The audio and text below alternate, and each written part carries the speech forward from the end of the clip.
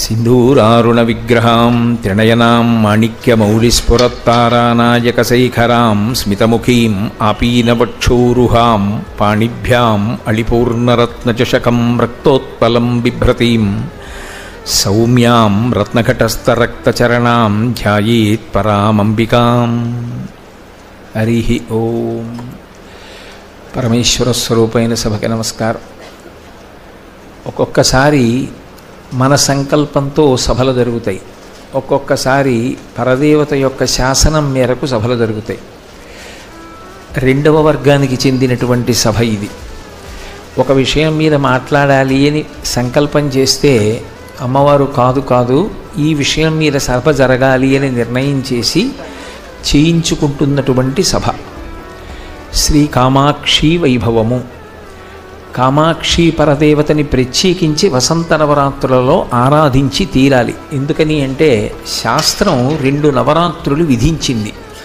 ఒకటి శారదా నవరాత్రులు, 2 వసంత నవరాత్రులు. శారదా నవరాత్రులు ఆశ్వయుజ మాసంలో శుక్లపక్ష పాడ్యమి లగాయతు నవమి వరకు, అంటే దశమితో పరిపూర్ణమవుతుంది. ఏకాదశి రథోత్సవం, ద్వాదశి అన్నసంతర్పణ జరుగుతుంది, నారాయణ సేవ, అక్కడతో ఉత్సవాలు పూర్తవుతూ ఉంటాయి. ఇది శారదా నవరాత్రులు జరిగేటటువంటి క్రమం. చైత్రమాసంలో శుక్లపక్షంలో పాడ్యమి లగాయితూ వసంత నవరాత్రులు జరుగుతాయి. ఈ 2 నవరాత్రులలోనూ కూడా అమ్మవారిని ఆరాధన చేస్తారు. అమ్మవారిని ఆరాధన చేసేటప్పుడు కూడా ఏ రూపాలతో ఆరాధన చెయ్యాలో శాస్త్రం విధించింది. శారదా నవరాత్రులు చేసేటప్పుడు తప్పకుండా చండీపరదేవత యొక్క ఆరాధన జరగాలి. అందుకే ఆ కాలంలో చండీ హోమం బాగా చేస్తారు. చండీ అంటే చెడి కోపనే ఇది చండిహి అని, కొద్దిగా కోపంగా ఉంటుంది ఆవిడ. ఎందుకు కోపంగా ఉంటుంది అంటే భక్తుల మీద కాదు.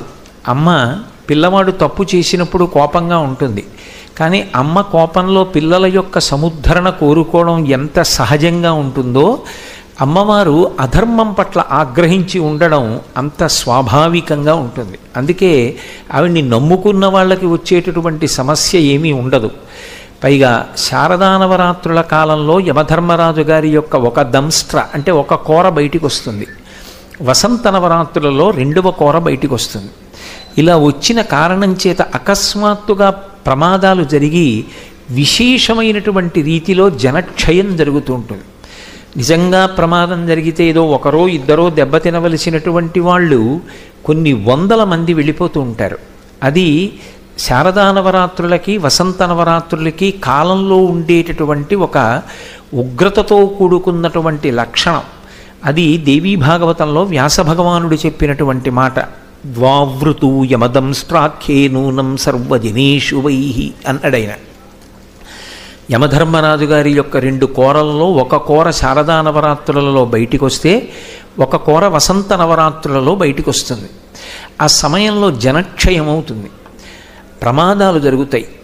వీటి నుంచి కాపాడుకోవడానికి మార్గమీది అని అడిగారు. శారదా నవరాత్రులలో చండీపరదేవతని ఆరాధన చేసి చిట్ట చివర సరస్వతీ పూజలు చేస్తారు.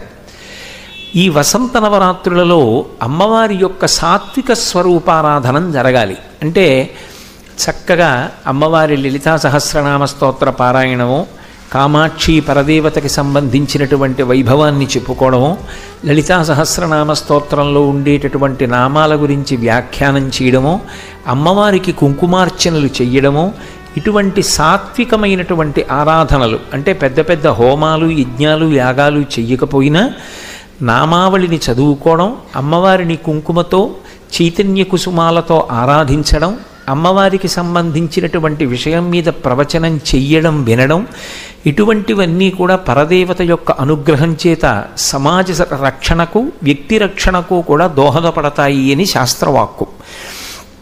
అటువంటి వసంత నవరాత్రులలో విశేషించి ఇవాళ ప్రదోష వేళకి పంచమి తిథి ఉంది. పంచమి అమ్మవారి యొక్క స్వరూపం. అందుకే పంచమి పంచసంఖ్యేసి పంచసంఖ్యోపచారిణి అని. పంచభూత తత్వముగా ప్రకాశించేటటువంటి ప్రకృతి స్వరూపిణి అమ్మవారి. అటువంటి పంచమి ప్రదోష వేళకి ఉండగా సోమవారం యొక్క ప్రదోషం ఇవాళ స ఉమ. అందుచేత మరింత విశేషం. ఆవిడ చంద్రమండల మధ్యగా అని చంద్రమండలం యొక్క మధ్యలో ఉంటుంది ఆ తల్లి. అంత విశేషమైనటువంటి రోజున శివకేశవుల యొక్క ఆలయాలు రెండూ ఒకే ప్రాంగణంలో ఉండి ఒక దేవాలయం నీడ ఇంకొక దేవాలయం మీద పడుతుంటే వాటి మధ్యలోంచి ప్రదక్షిణం చెయ్యడం జన్మజన్మాంతర సుకృతం అంటుంది శాస్త్రం. అలా ఒక్క ప్రాంగణంలో సాధ్యం కాదు.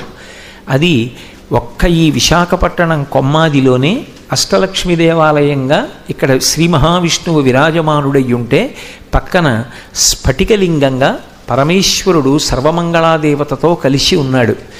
ఇటువంటి ప్రాంగణంలో కామాక్షి పరదేవతా వైభవం గురించి 4 మాటలు చెప్పుకునేటటువంటి భాగ్య విశేషం కలగడం కేవలం ఆ తల్లి యొక్క నిర్హేతుక కృపాకటాక్ష వీక్షణం తప్ప ఇందులో నా శక్తియుక్తులు కానీ నా అర్హత కానీ